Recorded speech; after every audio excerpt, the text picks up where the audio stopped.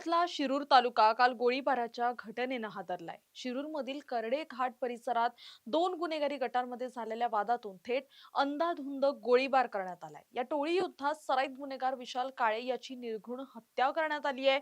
या घटनेमुळे संपूर्ण परिसरात एकच खळबळ उडाली आहे. काही दिवसांपूर्वी शिरूरचे नगरसेवक महेंद्र मल्लाव यांचा खून करण्यात आला. त्यांच्या हत्याकांडात मृत विशाल काळे आणि सनी यादव हे दोघेही आरोपी होते. 2 दिवसापूर्वीच ते जामिनावर बाहेर आले आणि आज करडे घाटात दोन्ही आरोपींच्या कारची समोरासमोर धडक झाली. यानंतर आरोपी सनी यादव आणि त्याच्या साथीदारांनी त्यांच्याकडे असलेल्या पिस्तुलातून विशाल काळेवर 4 राऊंड फायर केले. यातील काही गोळ्या विशालला लागल्यामुळे तो रक्ताच्या थारोळ्यात पडला. त्यानंतर आरोपींनी त्याच्या डोक्यात दगड घालून त्याची क्रूरपणे हत्या केली.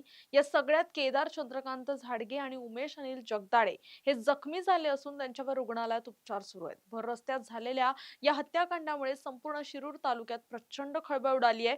घटनेची माहिती मिळताच पोलिसांनी तात्काळ घटनास्थळी धाव घेऊन मृतदेह ताब्यात घेतला. सध्या या प्रकरणी सनी यादव, विशाल पंदी यांच्यासह इतर 4 ते 5 जणांविरुद्ध गुन्हा दाखल करण्यात आला असून फरार आरोपींचा शोध सुरू आहे. मिळालेल्या प्राथमिक माहितीनुसार सनी यादव आणि विशाल काळे या दोघांमध्ये आर्थिक देवाणघेवाणवरून वाद सुरू होते.